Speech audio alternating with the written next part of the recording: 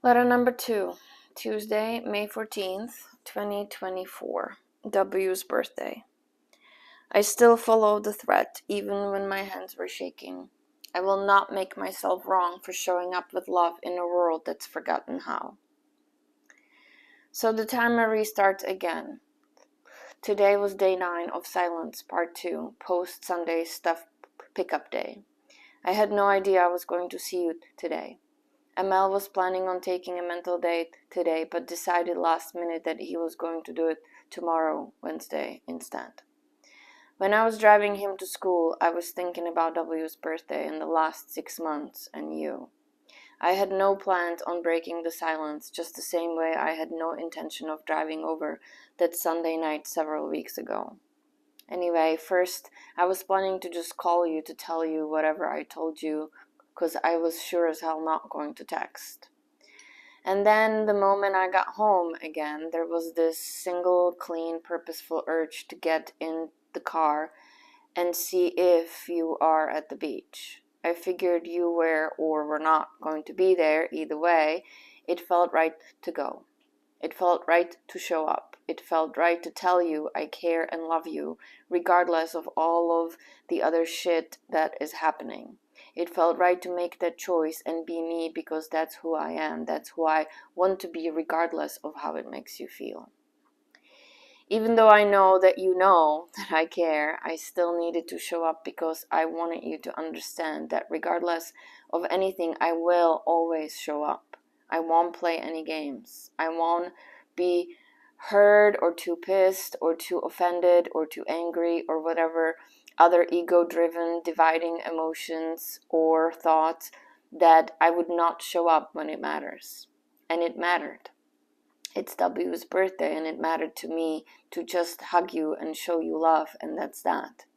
And nothing else. And now we can restart the timer and go back to silence and being where we are with the rest of the stupid life bullshit that is currently around us. And that was the right thing to do. That is who I want to be, and that is who I am. You don't have to like it, and you don't even have to deal with it.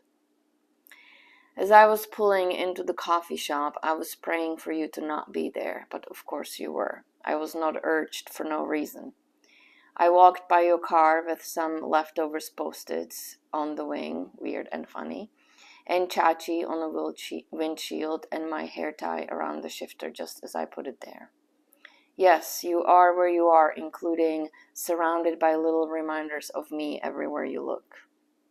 Your eyes were so puffy, it looked like you cried a lot. You looked kinda beat, but then I'm sure you were hopping for close to 2 hours. As for the ring, I have been wearing the gold one alone for several days now. No other jewelry at all, just that one ring. The gold one is me, it represents me. It did not really occur to me until I thought yesterday that I actually did not want both of them back. I mean, I did originally. When I came to get my stuff, I wanted them both back. I also didn't really understand why you would still wear them or want to wear them in the first place, especially after going to such extreme length of getting me out of your life and away from you. I kind of assumed you would take them off in the first place, especially if you're seeing someone else. Why would you want to keep wearing my rings? Of course, unless deep down you actually love me and you actually don't want to be without me.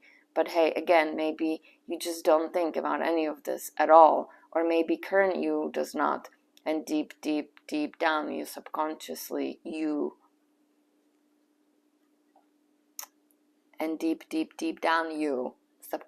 does. Either way, once I had the rings back, I first put them both on. I wasn't going to, but it just happened. I was playing with them on my necklace and they slipped onto my thumb, so I put them there. But then it didn't feel right. So I took them off and separated them. Silver you, gold me. Once I had the gold on, I knew that it was supposed to go back to you if you were going to take it back.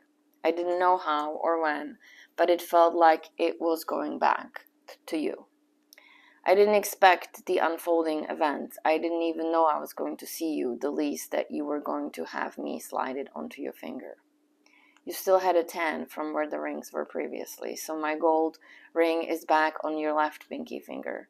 and the silver one is on my left thumb. I am glad you have it back. It is hoped that perhaps one day the rings will be reunited again, residing together on one finger. For now, though, they remain apart and hold the promise of hope. And then come the doubts and the fear that you will not find your way back to love, the real love, and that you will get stuck in a version of self that you are in and somehow find peace that way. Is that possible? I guess, sure, anything's possible. But then you did say you don't want me out of your life, and that's good enough start, because it's a start. It's a thread that ties us back to love. In the last several weeks, I questioned and continue to question everything. Maybe the love as I believed it, see it, feel it actually doesn't exist. And if it does, then what?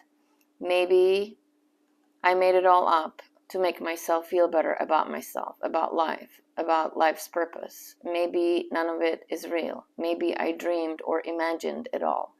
Maybe.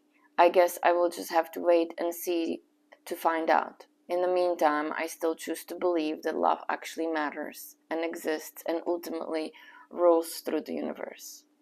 As always, I love you forever and always. I love you for free. P.S. There was a huge storm here today. 2 large tree branches fell down. Peppy keeps limping more and more. It's scary and sad. ML and the dogs continue to tether me to reality as everything else seems like a dream. Even seeing you earlier today seems like a dream. Yet my gold ring is no longer on my finger and is replaced by the silver one.